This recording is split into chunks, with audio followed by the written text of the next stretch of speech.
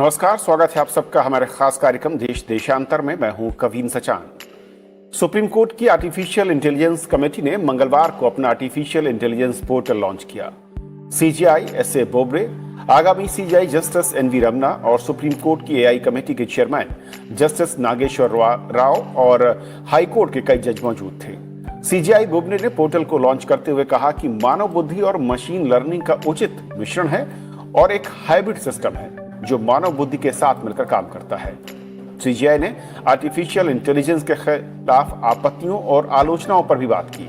उन्होंने कहा कि जैसा कि ज्यादातर लोगों के लिए इसका मतलब है कि स्वचालित निर्णय लेना, उन्होंने साफ किया कि इस प्रणाली के संदर्भ में इस तरह की आपत्तियां पूरी तरह से अनुचित हैं, क्योंकि इसे जजों को तथ्यों को उपलब्ध कराने के लिए उन्हें मदद करने के लिए डिजाइन किया गया है, ताकि उन्हें निर्णय लेने में आसानी हो। और साथ ही साथ प्रत्येक न्यायाधीश के लिए उचित है कि निर्णय लेने का काम उसी पर छोड़ दिया जाना चाहिए और मशीन को इसे तय नहीं करना चाहिए। उन्होंने कहा कि एआई टूल की शुरुआत न्याय तक पहुंच सुनिश्चित करने का एक बड़ा कदम है और जरूरतमंद लोगों को न्याय दिलाने में एक महत्वपूर्ण भूमिका ये अदा कर सकता है। तो समझिए कि मौजूदा जो हमारा सिस्टम है न्यायपालिका का, और जिस तरीके से उसमें पेंडेंसी की बात होती है या फिर तथ्यों को सही वक्त पर न्यायाधीशों के सामने लाने की बात होती है, एआई का रोल किस तरीके से और कितना बड़ा हो सकता है और इसके क्या बड़े फायदे भारतीय न्याय व्यवस्था में हम देख सकते हैं आने वाले वर्षों में, और जरूरत के मुताबिक इस वक्त उसके हालात कैसे नजर आते हैं। हमारे साथ दो खास मेहमान हैं। हमारे साथ पीके मल्होत्रा सर हैं, former secretary ministry of law and justice government of India. Sir स्वागत है। और चारू प्रज्ञा हमारे साथ हैं, एडवोकेट हैं सुप्रीम कोर्ट में। चारू, आपका भी स्वागत है। शुरुआत मल्होत्रा सर आपसे करना चाहूंगा कि न्यायपालिका में एआई की शुरुआत किस तरीके से आप देखते हैं, और जब कहा जाता है कि दुनिया में सब कुछ एआई बेस्ड, एआई ड्रिवन होने जा रहा है, और ऐसे में भारतीय न्यायपालिका को इसकी जरूरत भी कितनी ज्यादा दिखती है? कविंदर जी, सबसे पहले तो मैं ये कहना चाहूंगा कि मैं जो सुप्रीम कोर्ट ने ये पोर्टल एक लॉन्च किया है जिसका नाम है सुपेस। सुपेस का फुल फॉर्म है supreme court portal for assistance in court efficiency. मैं सुप्रीम कोर्ट के इस स्टेप का स्वागत करता हूं। हम बात करते हैं कि हमारी कोर्ट्स के अंदर पेंडेंसी बहुत ज्यादा है और उस पेंडेंसी को कम करने के लिए क्या क्या स्टेप उठाए जा सकते हैं। और जब उन स्टेप्स की बात करते हैं, जजेस के इनके स्ट्रेंथ की इंक्रीज की बात करते हैं, इंफ्रास्ट्रक्चर के इंक्रीज की बात करते हैं, हम use of information and communication technology की बात करते हैं, तो उसके साथ साथ अब यूज ऑफ आर्टिफिशियल इंटेलिजेंस भी एक इम्पॉर्टेंट, आई थिंक उसका एक एंगल है। और मैं समझता हूं उस डायरेक्शन में ये सुप्रीम कोर्ट ने एक बहुत अच्छा स्टेप लिया है। और इस बात के लिए भी ये प्रशंसा का विषय है कि जो हमारी एक कमेटी बनाई गई थी, artificial intelligence committee, under the chairmanship of director justice Nageswara Rao, जो अभी काम कर रही है, केवल 2 साल से भी कम समय में इसको इन्होंने इम्प्लीमेंट कर दिया है, लागू कर दिया है। जबकि अगर हम कंप्यूटराइजेशन और use of information and communication technology की जुडिशरी में बात करें तो ये प्रोसेस मिड 90s में शुरू हुआ था। मतलब हमें 25 साल से ऊपर लग गए इस स्टेज तक पहुंचने में। जब स्टार्ट हुआ कि हमें सभी कोर्ट्स को कंप्यूटर प्रोवाइड करने हैं। कंप्यूटर प्रोवाइड करने के बाद में हमने ये कहा कि कंप्यूटर के ऊपर सिर्फ आपको इंफॉर्मेशन मिलेगी, लेकिन हमारा कम्युनिकेशन जो था वो नहीं हुआ।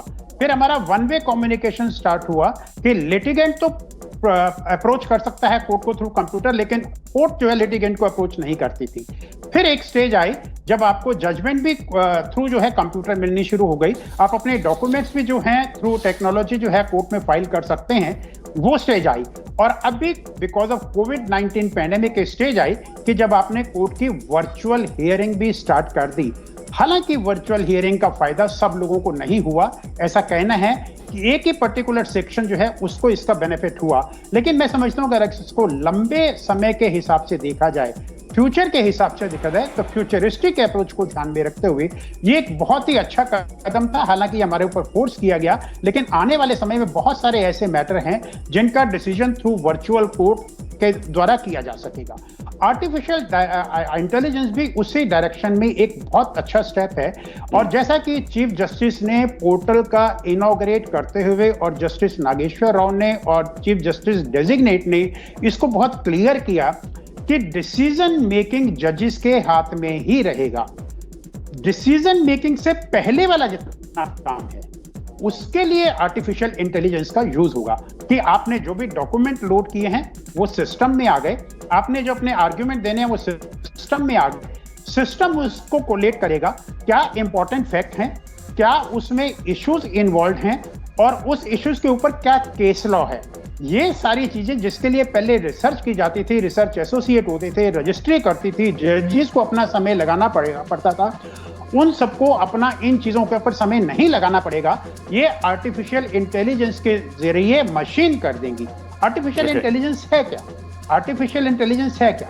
आर्टिफिशियल इंटेलिजेंस क्या है? मशीन जो है, मशीन में जो प्रोग्रामिंग होती है वो एक इंसान की तरह सोचती है और इंसान की तरह मिमिक भी कर सकती है। तो जब एक बारी मान लीजिए मैंने उस मशीन को यूज करना शुरू किया तो मैं उसको किस तरह से देखता हूं, किस तरह से सोचता हूं, मशीन उसको कॉपी करेगी और उसको कॉपी करने के बाद में उसी तरह के फैक्ट्स मेरे सामने प्रेजेंट करेगी और फिर उसमें मेरे को डिसीजन लेने का अधिकार होगा।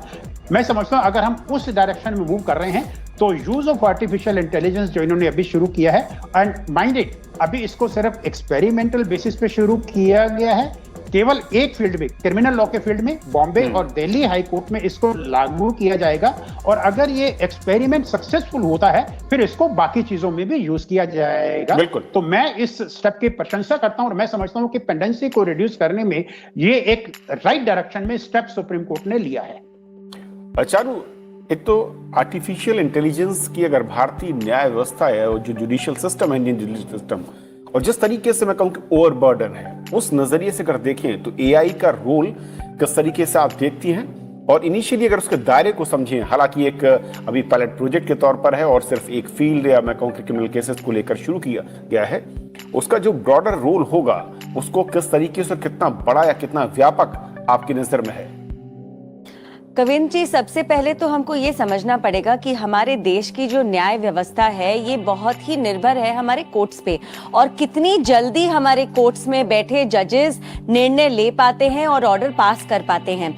आज की तारीख में हमारे देश में 4 करोड़ से ज्यादा पेंडिंग मैटर्स हैं, चाहे वो सुप्रीम कोर्ट में हो, हाई कोर्ट्स में हो, डिस्ट्रिक्ट कोर्ट्स में हो, और ये जो संख्या है ये हर साल बढ़ती ही जा रही है। ये संख्या हम कम नहीं कर पा रहे हैं। तो इस गैप को फिल करने का सबसे अच्छा तरीका ये है कि हम अपने रिसोर्सेज को ऑप्टिमाइज करें।